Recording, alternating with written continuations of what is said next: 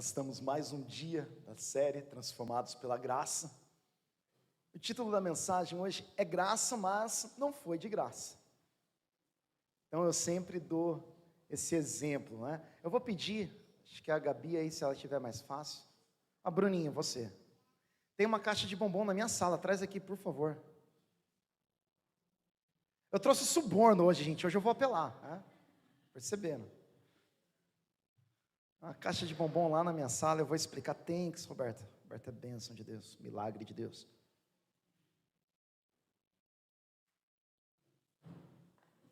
Aleluia. Está aberta ou está fechada?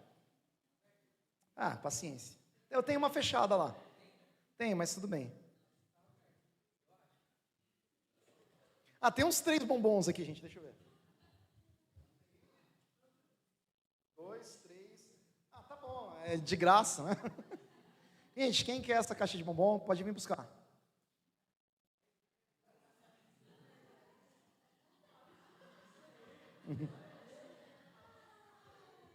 Gente, temos que aprender a tomar posse da graça.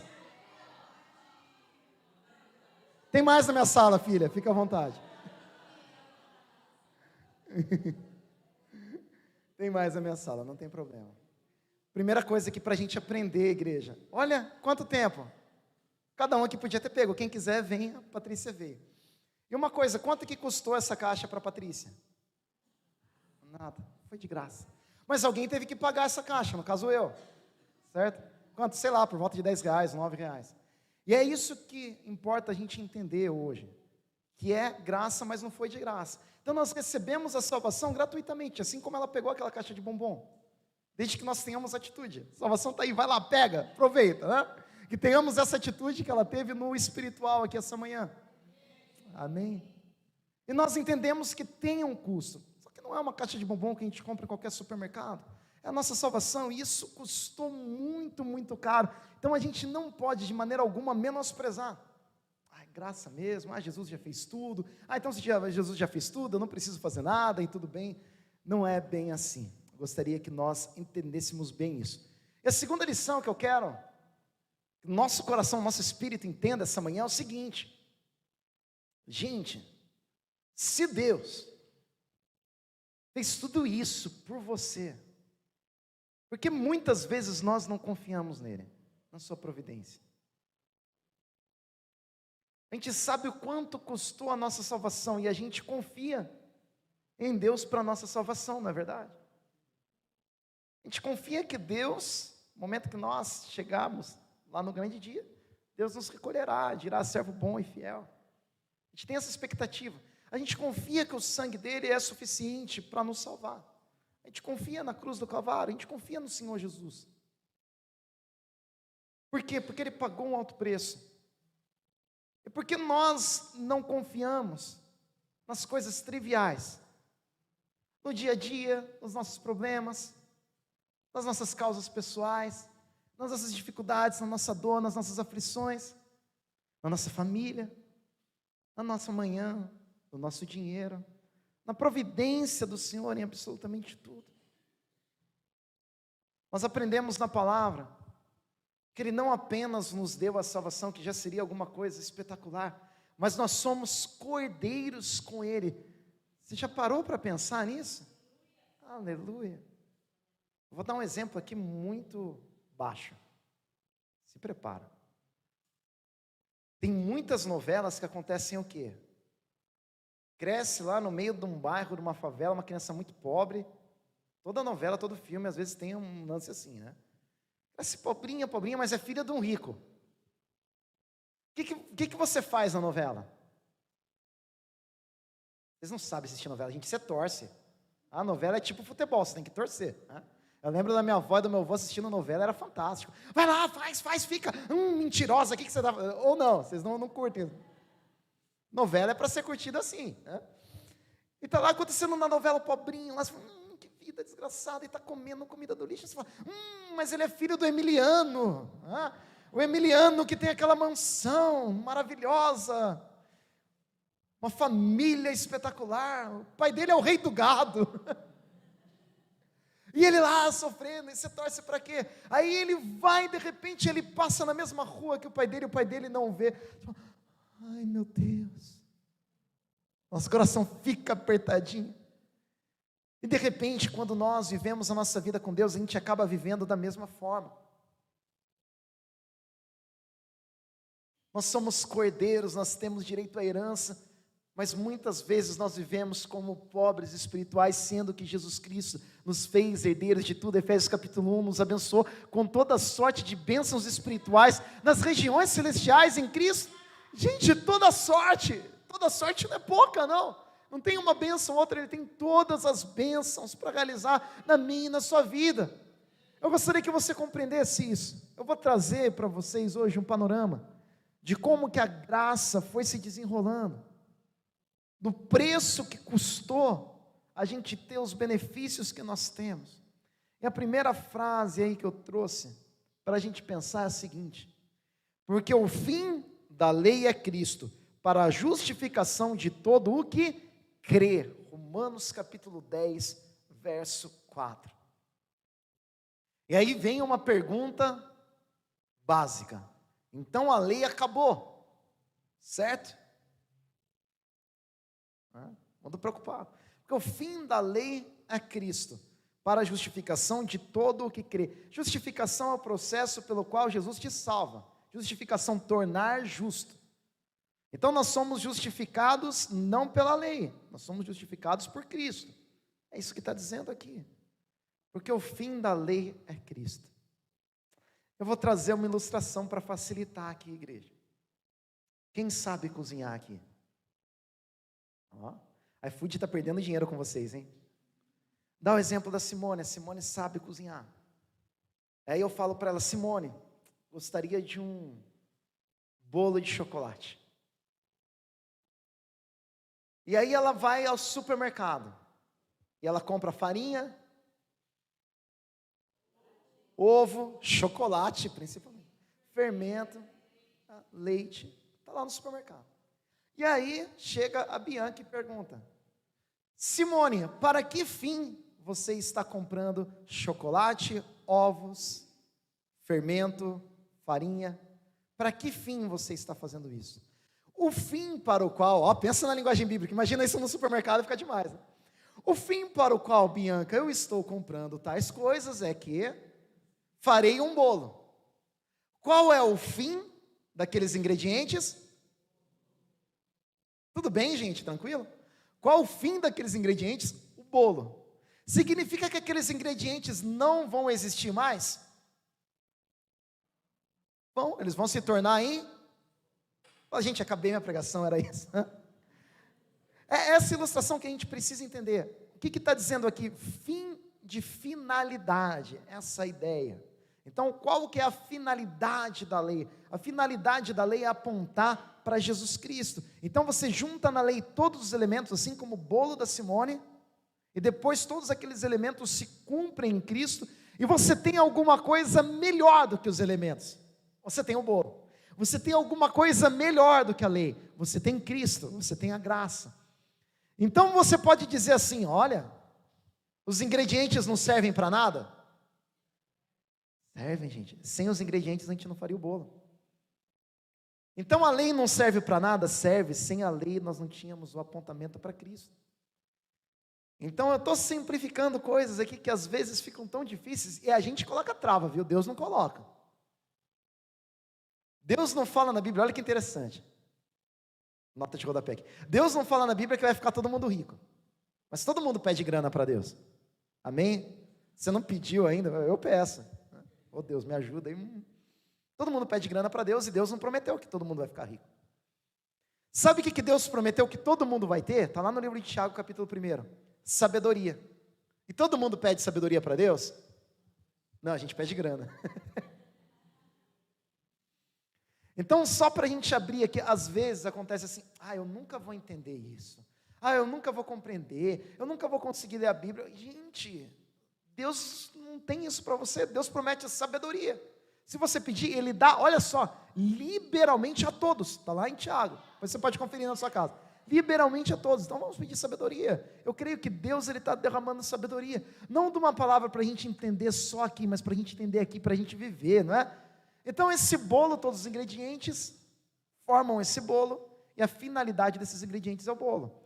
A finalidade da lei, com todos os seus ingredientes, com todas as suas cerimônias, estou falando aqui especificamente de cerimônias, e rituais, e ritos, e ordenanças, é apontar para Jesus Cristo. Então nós vamos entender hoje, igreja, a lei cerimonial apontando para Jesus Cristo.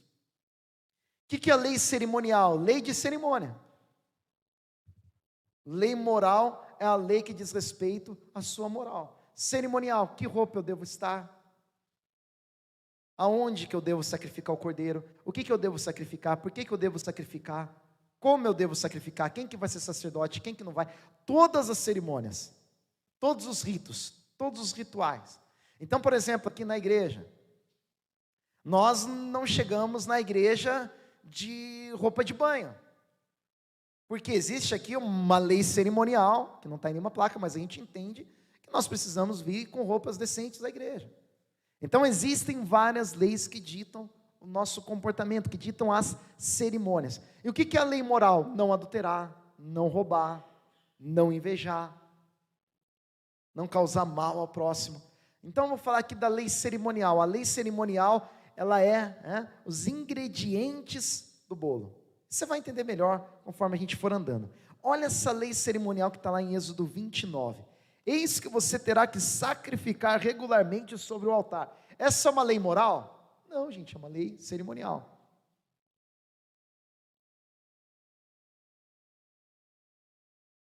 Não diz respeito ao nosso comportamento, mas diz respeito a um rito religioso. Eis que você terá que sacrificar, matar regularmente, todo dia, sobre o altar, a cada dia 2 cordeiros de 1 ano. Ofereça um de manhã e o outro no entardecer. Com o primeiro cordeiro, ofereça um jarro da melhor farinha misturada com 1 litro de azeite de olivas moídas e 1 litro de vinho como oferta derramada. Essa é a lei, essa é a cerimônia. A gente faz isso hoje, deixando mais claro a semana passada, né? A gente faz isso hoje? Não. Todo o dia era oferecido um cordeiro de manhã e de tarde. Essa era a lei. Mas Deus não mandou a gente fazer? Ele mandou. Mas tudo isso são os ingredientes. Olha só o que vai acontecer. Esses são os ingredientes e como que a gente chega no fim, na finalidade da lei. Olha só Marcos capítulo 14, verso 22 a 24. Enquanto comiam, Jesus tomou o pão, deu graças, partiu e deu aos discípulos, dizendo: tomem isto, é o meu corpo. Em seguida tomou o cálice, deu graças, ofereceu aos seus discípulos e todos beberam. E lhes disse: isto é o meu sangue da aliança que é derramado em favor de muitos. Aqui o bolo pronto. Aleluia. Vamos voltar nos ingredientes? Olha só que legal, gente. O que nós temos aqui? Você terá que sacrificar regularmente sobre o altar. Qual o ingrediente que a gente tem primeiro aqui? Sacrifício. Alguém tem que morrer. Esse é o ingrediente que a gente tem. Jesus Cristo morre pelo nosso pecado. Então, foi cumprido. A finalidade aconteceu. Continuando, olha só, tem todos os elementos aqui. Regularmente sobre o altar. O que acontece? Nesse elemento a gente tem uma modificação que aparece em Hebreus. Como o sangue de Jesus Cristo, ele é perfeito, ele é o homem perfeito, e o sangue dele é tão precioso, Hebreus diz assim, que não precisa mais dessa regularidade, porque o sangue de Jesus foi suficiente. Uma vez que ele foi derramado, acabou-se a necessidade de sacrifício para todo sempre. A cada dia, 2 cordeiros de 1 ano.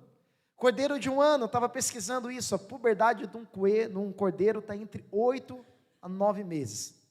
Então 1 ano ele está naquela idade adulta, mas ele ainda não está numa fase que já se inicia a reprodução. Então Jesus aqui, ele já estava numa fase adulta, já poderia ser sacrificado, mas ele não teve descendentes, ele não teve filhos. Um cordeiro de 1 ano. Ofereça um de manhã e outro ao entardecer. Com o primeiro cordeiro ofereça um jarro da melhor farinha, guarda aí, farinha, azeite e vinho. Como que você obtém farinha de trigo? Amassando e moendo o trigo. Como que você tem azeite? Prensando, moendo a azeitona. Como que você tem o vinho? Moendo a uva. Aí nós chegamos lá em Isaías capítulo 53, diz assim que ele foi moído, ele foi esmagado pelas nossas transgressões. O que nós temos aí? Farinha e azeite, não havia fermento nessa cultura judaica. Farinha e azeite formam o pão, e o vinho. E aí nós vemos aqui o cumprimento da lei. Tomou o pão e deu o cálice, que é o fruto da videira. Vocês estão conseguindo ver como que os elementos da cerimônia eles vão se cumprindo, como aqueles ingredientes vão se tornando o produto final, como o fim da lei, a finalidade da lei é Jesus Cristo. Continuando, igreja, glória a Deus. Olha só o que diz Hebreus capítulo 7. Ao contrário dos outros sumos sacerdotes, ele, Jesus Cristo, não tem necessidade de oferecer sacrifícios dia após dia, primeiro por seus próprios pecados e depois pelos pecados do povo. Ele fez isso de uma vez por todas, quando a si mesmo se ofereceu. Então, por isso que essa regularidade do dia a dia aqui não ocorre no caso de Jesus. E aí eu coloquei uma imagem para você guardar aqui.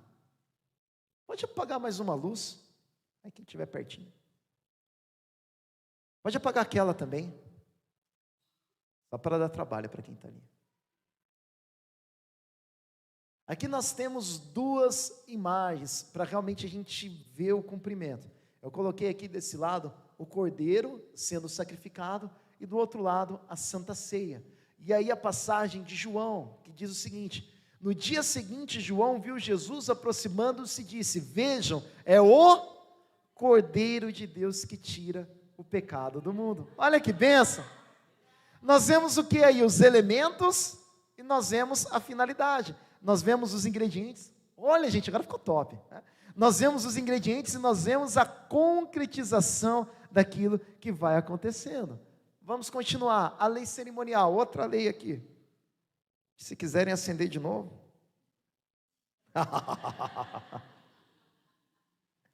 São maus. Vamos lá. Êxodo 29, do 38 ao 46.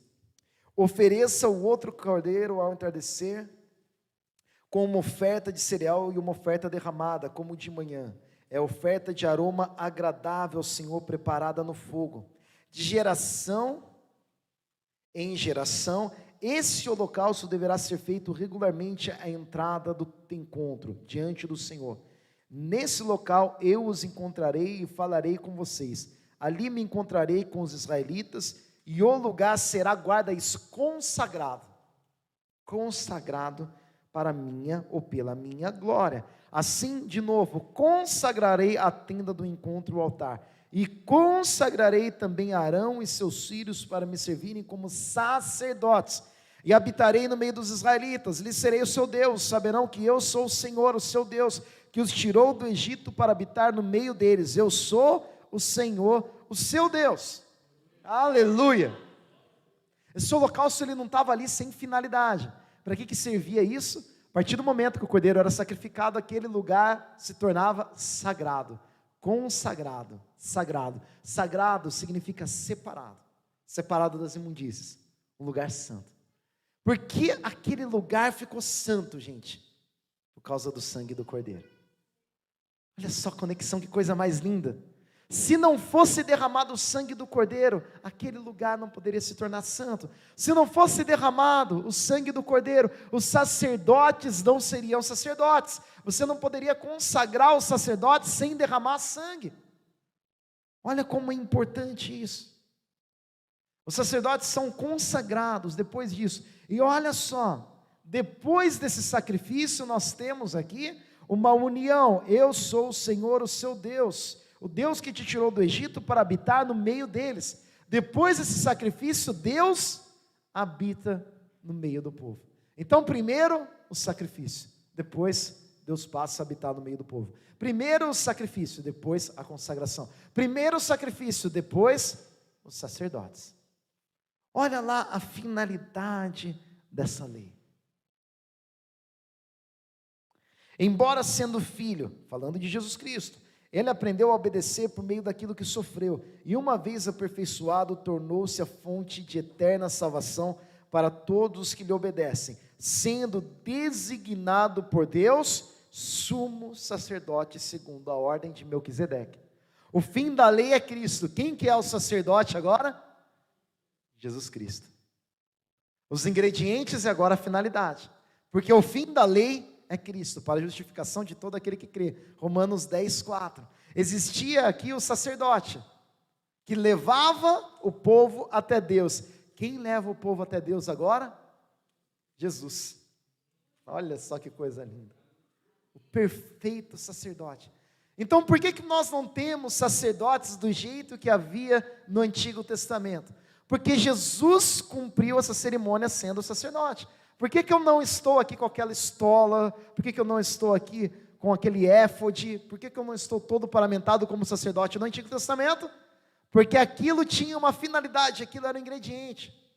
Era um ingrediente para algo maior. Aquilo se cumpre em Jesus Cristo. Jesus Cristo se torna o sumo sacerdote. Então é esse o cumprimento da lei. Continuando. Olha só, isso aqui vai ficar cada vez melhor. Olha que bênção, gente. Jesus Cristo se torna sumo sacerdote, a finalidade da lei, e agora ela vai extrapolar. Olha só. Vocês, porém, são geração eleita. São o quê? Graça é maravilhosa, né? Aleluia. É muito melhor, gente, quando está tudo pronto. É muito melhor quando a gente alcança a finalidade. Então nós vemos no Antigo Testamento, quem que podia entrar na presença de Deus? O sacerdote. Quem que era purificado? O sacerdote. Quem que era consagrado? O sacerdote. Quem que entrava uma vez na presença do Senhor por ano? O sumo sacerdote, o sacerdote do sacerdote. E aí Jesus Cristo cumpre tudo isso. Ele entra na presença de Deus, leva os nossos pecados, perdoa os nossos pecados. A finalidade da lei é Cristo, Ele é o fim da lei, e Ele, sendo o fim da lei, nos justifica, porque a lei em si mesmo não poderia salvar ninguém. Mas não para por aí, olha o que acontece. Jesus Cristo não apenas é o sacerdote, mas Ele nos transforma em sacerdotes. Aqui não está dizendo apenas em Hebreus que Jesus é sacerdote, mas está dizendo em 1 Pedro que vocês são sacerdócio real. Olha só, gente, nós chegamos em alguma coisa muito superior à lei cerimonial. Nós chegamos em alguma coisa muito mais sublime, muito mais preciosa. Hebreus capítulo 11 vai dizer assim, que aqueles que eram os profetas ansiavam ver aquilo que a gente viu, aquilo que a gente vê, aquilo que a gente está vivendo. Nós estamos ali na segunda melhor fase possível. A primeira fase é o encontro com Jesus, mas tirando o encontro com Jesus, nós estamos na melhor fase de comunhão da história. Mas o que acontece com todos aqueles que são amplamente beneficiados? Muitas vezes não dão valor aos benefícios que têm.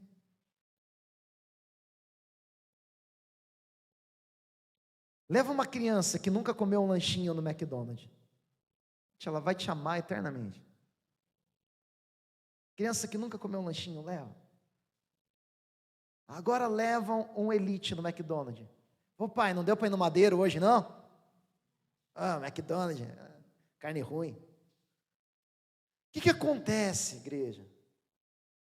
Nós estamos vivendo a melhor fase, mas nós, muitas vezes, não valorizamos isso.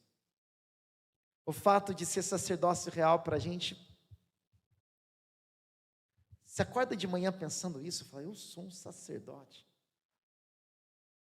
Já parou para pensar nisso? Como Zacarias entrou na presença de Deus, como Moisés falava com Deus, eu posso falar igual esses personagens, igual esses homens. Eu posso.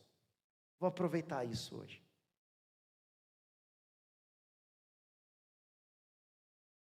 Nós vivemos a melhor fase, nós vivemos a fase mais abençoada, nós vivemos a fase de muitos cumprimentos, mas nós não abrimos o nosso entendimento para isso. Vocês, porém, são geração eleita, sacerdócio real, não apenas sacerdotes, mas reis. não dá tempo de eu explicar tudo aqui. Nação santa, povo exclusivo de Deus, para anunciar as grandezas daquele que os chamou das trevas para a sua maravilhosa luz. Antes vocês nem sequer eram povo, mas agora são povo de Deus. Não haviam recebido misericórdia, mas agora a receberam. Olha só o sacerdócio real aqui. Antigamente só esse era o sacerdote. Hoje a igreja exerce o papel de sacerdócio real. A lei cerimonial, mais uma. Essa é muito boa. Lembra-te do dia de sábado para santificá-lo. Os pecadores estão trabalhando de sábado, hein? Trabalharás 6 dias e neles farás todos os teus trabalhos. Mas o 7º dia é o sábado dedicado ao Senhor teu Deus. Está na lei, igreja. Nesse dia não farás trabalho algum, nem tu, nem teus filhos ou filhas, nem teus servos ou servas, nem teus animais, nem os estrangeiros que morarem em tuas cidades. Pois em 6 dias o Senhor fez os céus e a terra, o mar e tudo que neles existe. Mas no 7º dia descansou. Portanto, o Senhor abençoou o 7º dia e o santificou. Glória a Deus. Está na Bíblia, está na lei, gente. Vocês que trabalham no sábado estão todos perdidos, né? Meu Deus do céu, pecadores. Vamos lá. O fim da lei, lembra dos ingredientes? Temos os ingredientes aqui. Qual que é o fim da lei? O que esse ingrediente vai virar? Ficou pequeno aqui, hein? Ouça a minha voz. Pois em certo lugar ele falou sobre o 7º dia, Jesus Cristo. Nessas palavras: no 7º dia Deus descansou de toda a obra que realizara. E de novo, na passagem citada há pouco, diz, desculpa, aqui não é Jesus, aqui é Moisés, aqui é o Pentateuco. Diz: jamais entrarão no meu descanso. Entretanto, resta entrarem alguns naquele descanso. E aqueles a quem anteriormente as boas novas foram pregadas não entraram, por causa da desobediência. Por isso Deus estabelece outra vez um determinado dia, chamando, guarda isso, o dia é hoje, hoje. Ao declarar muito tempo depois, por meio de Davi, de acordo com o que fora dito antes: se hoje vocês ouvirem a sua voz, não endureçam o coração. Aqui o descanso, ele não é apenas um dia. Aqui um descanso, ele é um estado, ele é um lugar. Ele é algo que deve ser vivido, usufruído. E aqui está falando sobre um povo de Israel, que entraria no descanso. Qual seria o descanso? Eles saírem do deserto e entrarem em Canaã. Então eles chegaram em Canaã, era o descanso. Só que o autor de Hebreus está dizendo, eles entraram em Canaã, e o profeta continua dizendo: ei, vocês ainda vão entrar no descanso. Nós entendemos então que Canaã não era esse descanso, que o descanso seria outro. Então nosso sábado é entrar num descanso, não um descanso de apenas um dia, mas um descanso como um estado de espírito. Continuando, porque se Josué lhes tivesse dado descanso, Deus não teria falado posteriormente a respeito de outro dia. Assim ainda resta um descanso sabático para o povo de Deus. Pois todo aquele que entra no descanso de Deus também descansa das suas obras, como Deus descansou das suas. Portanto, esforcemo-nos por entrar nesse descanso, para que ninguém venha a cair seguindo aquele exemplo de desobediência. Aqui o exemplo do povo era o fato deles terem abandonado Deus e ficarem mais tempo no deserto do que era para eles ficarem. É que ele está dizendo: gente, não vamos desobedecer, vamos entrar no descanso. Então entrar no descanso não é só um sábado. Entrar no descanso é um estado, é um lugar, uma satisfação plena. E nós vemos o que aqui? O que está apontando esse descanso? Olha só, igreja. Jesus Cristo diz assim: venham a mim todos os que estão. Quem é o descanso? Quem é o sábado? Quem que é o cumprimento disso? Aleluia, glória a Deus, amém, Jesus. Nós te aplaudimos, Senhor, nós te adoramos. Aleluia, aleluia. Sabe o que os judeus não entendiam na época de Jesus? que Jesus é muito melhor que o sábado. Que Ele é Senhor do sábado. Ele manda no sábado, Ele manda na lei, Ele cumpre a lei. Tudo aquilo estava apontando para Jesus. Então a gente não pode reduzir o sábado, a ideia do sábado, do descanso, a um dia na semana. Um dia na semana a gente precisa sim descansar, é claro, nosso corpo precisa. Agora não é só isso que o Antigo Testamento estava dizendo. O Antigo Testamento estava apontando para Jesus, eram os ingredientes, dizendo: olha, não vai ser um dia, vai ser uma pessoa. Venha a mim todos que estão cansados e sobrecarregados, e eu lhes darei descanso. Olha que coisa boa, gente.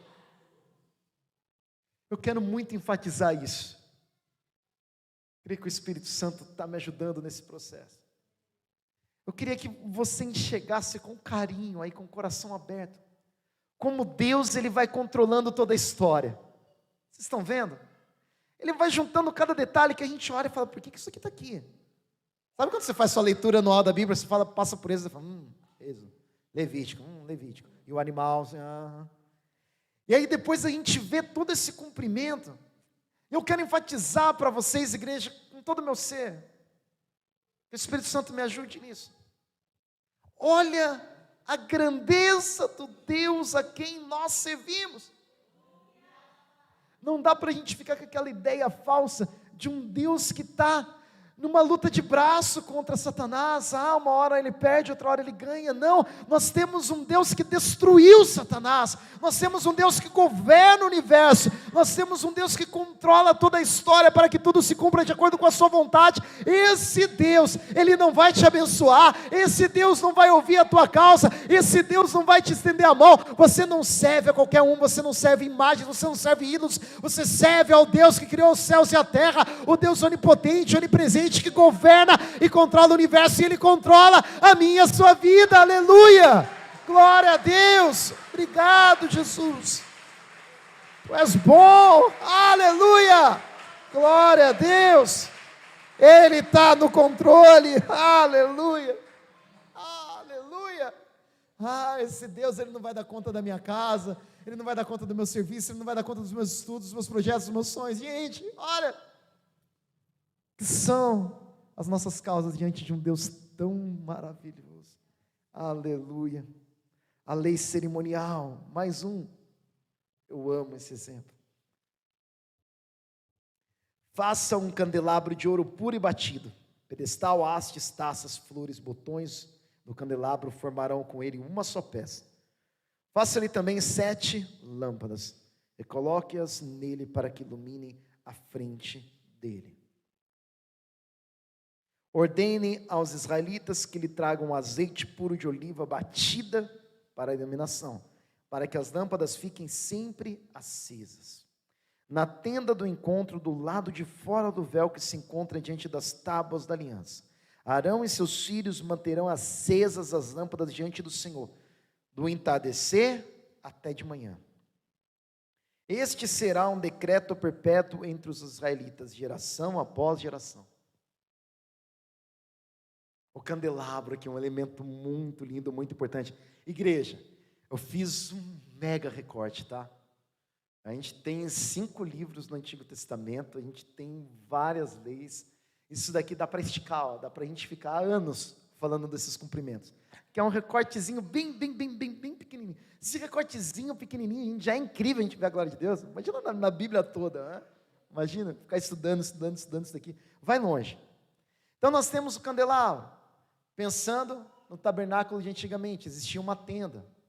Então imagina, igreja, uma tenda com um véu grosso, de um ótimo tecido, fechada. Como que você enxergava lá dentro?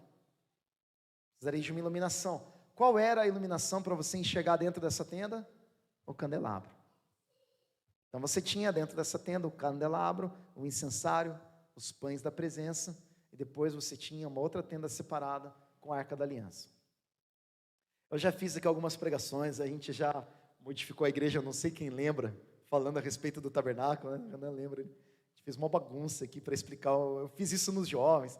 O Neto está no concurso, hoje ele me ajudou a acender uma fogueira, lembrei do Edson. A gente acendeu uma fogueira lá, queimamos todo o jardim da outra igreja, né? Ficou tudo preto embaixo, a gente acendeu a fogueira. Fala, gente, aqui era o sacrifício, tal, fiz eles passarem, entrarem na tenda, fiz uma bagunça. Mas é importante, gente, nós entendemos isso daqui, é muito lindo, porque isso aponta para Jesus. A tenda pela tenda, gente, faz, né? A gente não é índio, não estou ligando para a tenda. Não, comentário xenofóbico agora, o pastor vai preso. A gente está ligando para algo que está sendo apontado por meio dessa relação, por meio dessa revelação. E nós temos aqui o candelabro está aceso, o candelabro está iluminando aquele lugar. Sem o candelabro o sacerdote não conseguiria se movimentar. O candelabro é a luz daquele lugar, ele é aceso por meio do azeite. O azeite simboliza o Espírito Santo. Ele tem 7 luzes, 7 Espíritos de Deus, que está lá em Isaías. Vamos para a finalidade, vamos para o cumprimento disso. O fim da lei, olha só, Isaías capítulo 11, verso 1 e 2, um ramo surgirá do tronco de Jessé e das suas raízes brotará um renovo.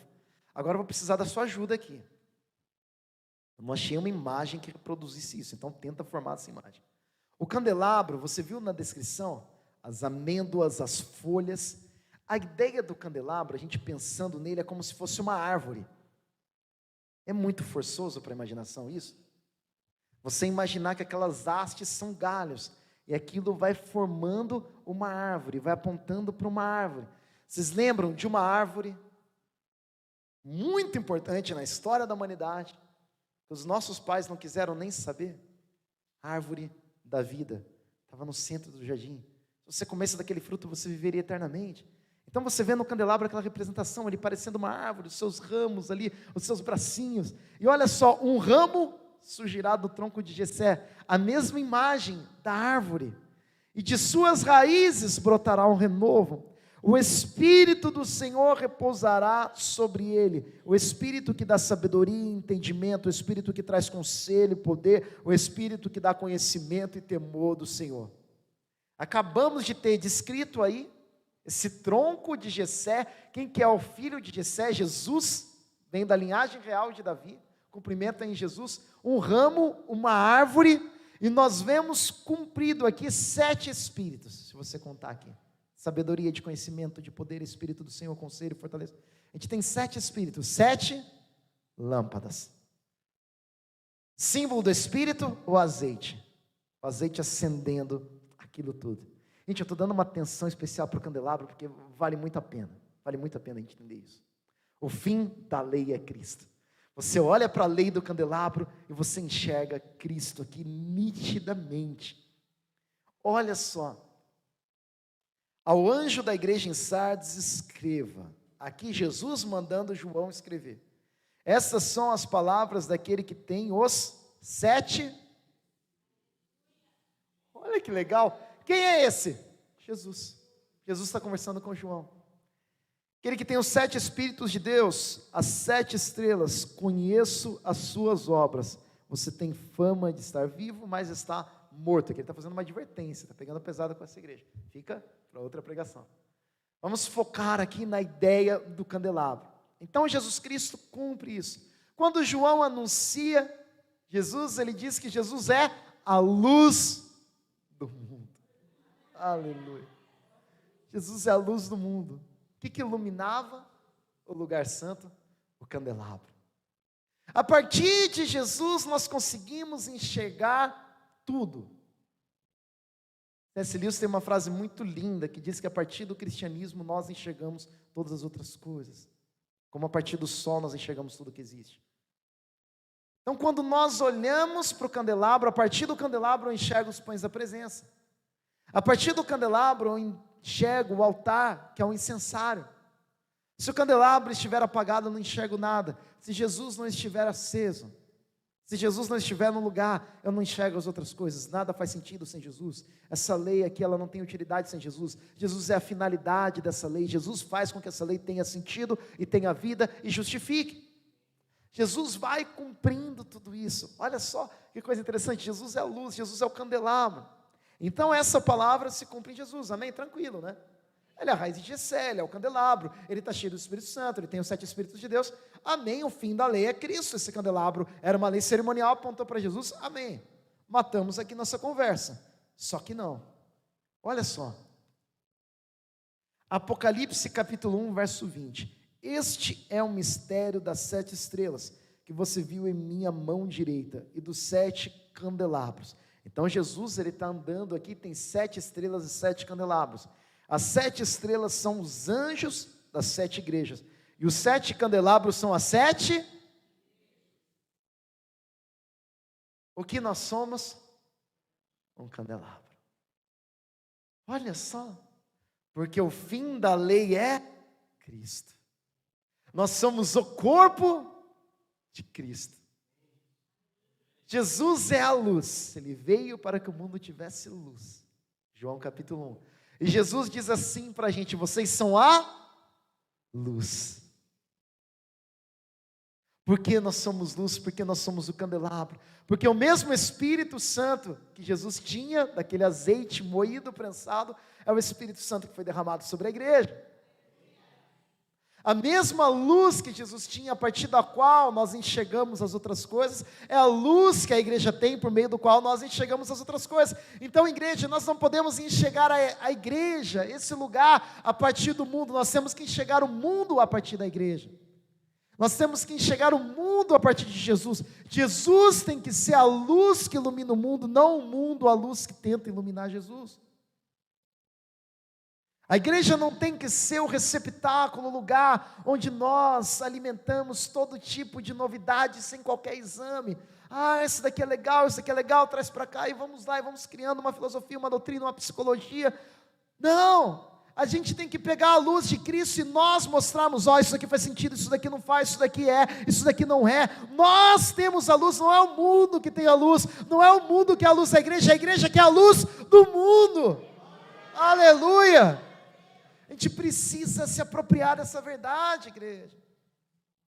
Porque o fim da lei é Cristo. Olha a finalidade da lei.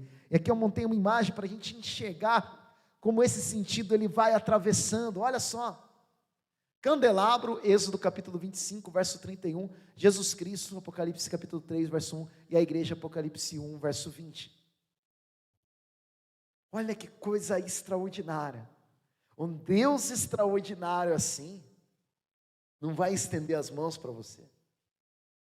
Um Deus extraordinário assim, não vai cuidar da sua família, dos seus filhos. Aleluia. Um Deus extraordinário assim, não tem poder para curar a sua dor.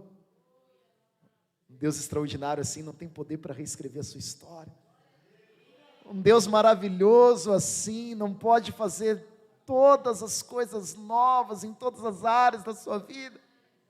Um Deus maravilhoso assim não pode atender e receber todas as suas lágrimas e aflições e transformar tudo isso em alegria. Um Deus poderoso assim não pode fazer milagres. Ele pode, Ele continua fazendo. O mesmo candelabro é o candelabro de Cristo, é o candelabro que está nesse lugar. A mesma luz, o mesmo Espírito está nesse lugar. Igreja, nós precisamos crer, nós precisamos viver isso, nos apropriarmos de toda a herança que Cristo tem para nós. Aleluia! Glória a Deus, aleluia, Jesus,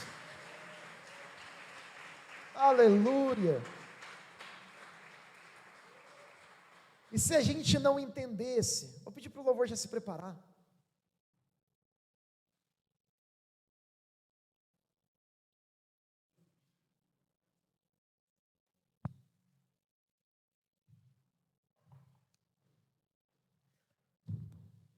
Se a gente não entendesse lá o primeiro versículo, Romanos capítulo 10, verso 4, que a finalidade da lei, o fim como finalidade, se a gente não entendesse aquele versículo, a gente não entenderia esse. Olha só, parece que se contradizem, mas não, eles se complementam.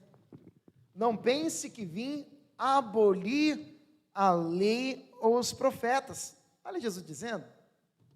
Se a gente não entendesse que fim era a finalidade, a gente poderia se confundir, né? Mas Romanos 10, 4 diz assim: porque o fim da lei é Cristo. Então Cristo veio para acabar com a lei. A finalidade da lei é Cristo. A finalidade da lei cerimonial, não temos mais a cerimônia porque Cristo as cumpriu.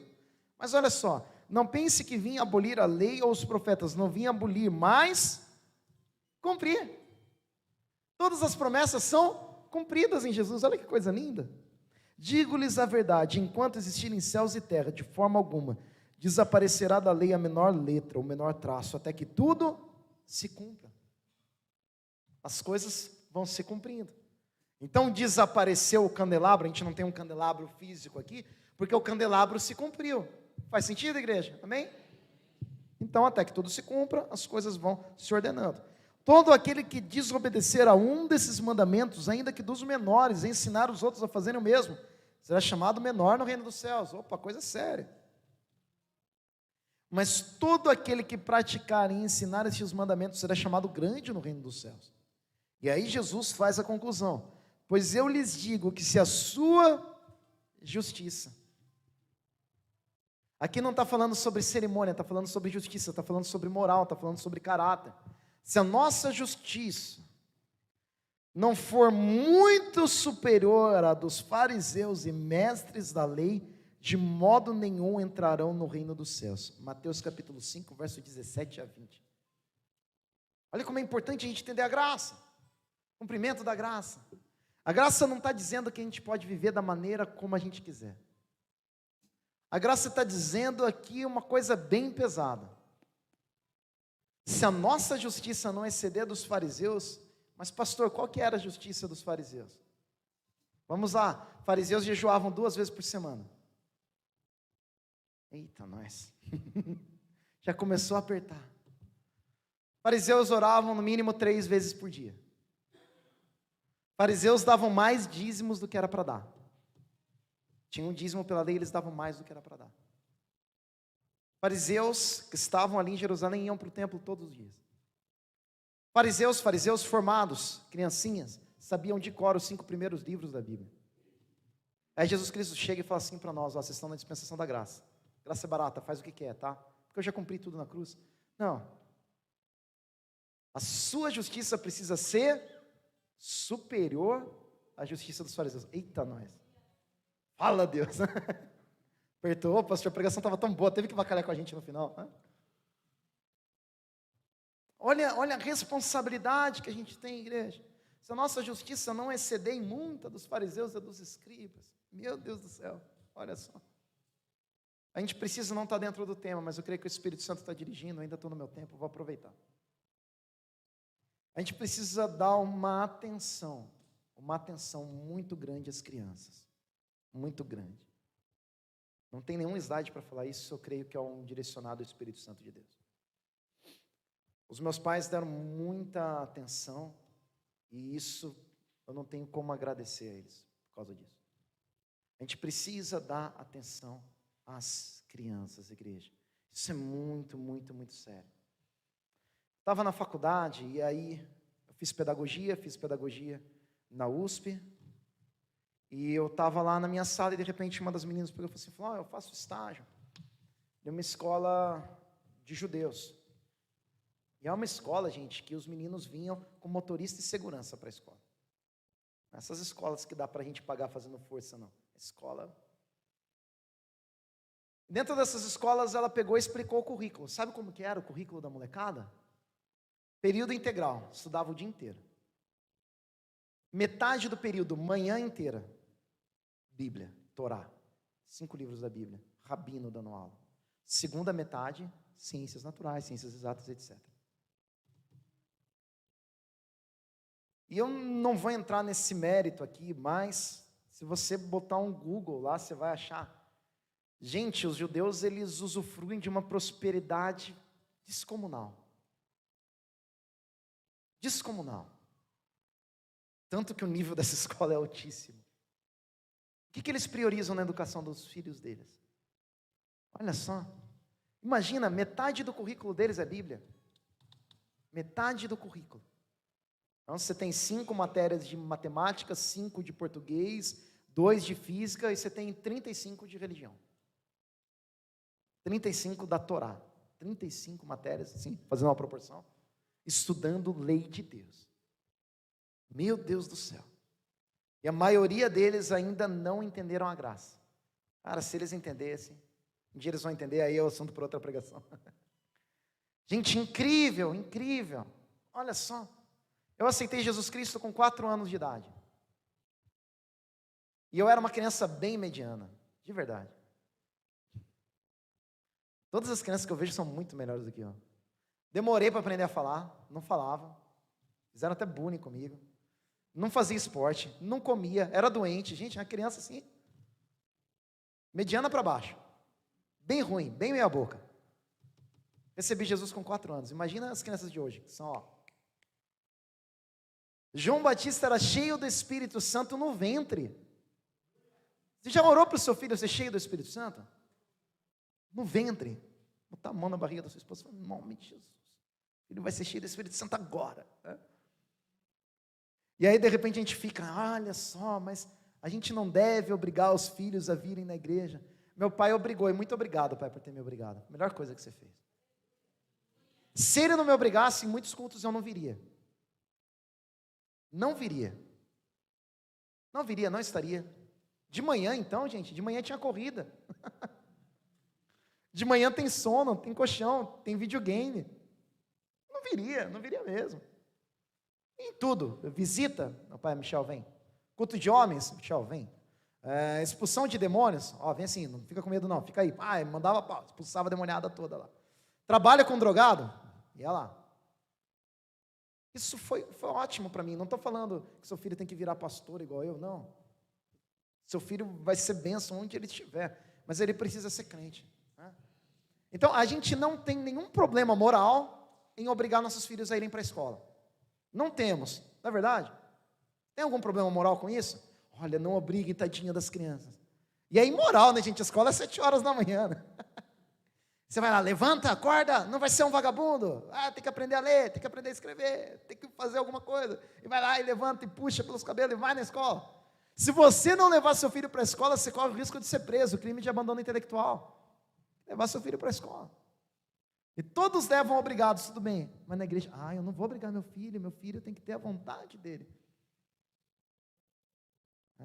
Então é importante, igreja, a gente abrir os nossos olhos para isso, tá? Estou falando aqui com crente assim que já está andado. Quem é novo, você vai entender depois. Com crente já andado, gente. Vamos pegar no pé, gente. Vamos pegar no pé. Vamos para cima. Vamos ter uma geração aí que o piso nosso, né, o piso dela seja o nosso teto. Que elas sejam flechas. Vai vir, gente. Toda vez que meu pai me levava obrigado para a igreja, eu saía feliz da igreja. Levava obrigado. Não quero ir para aqui. Não quer. Você mora na minha casa. Meu irmão, então. Eu assim, raras vezes, né, pai? Até que eu era um crente razoável. Né? Mas tinha vezes que não estava afim, gente. Né?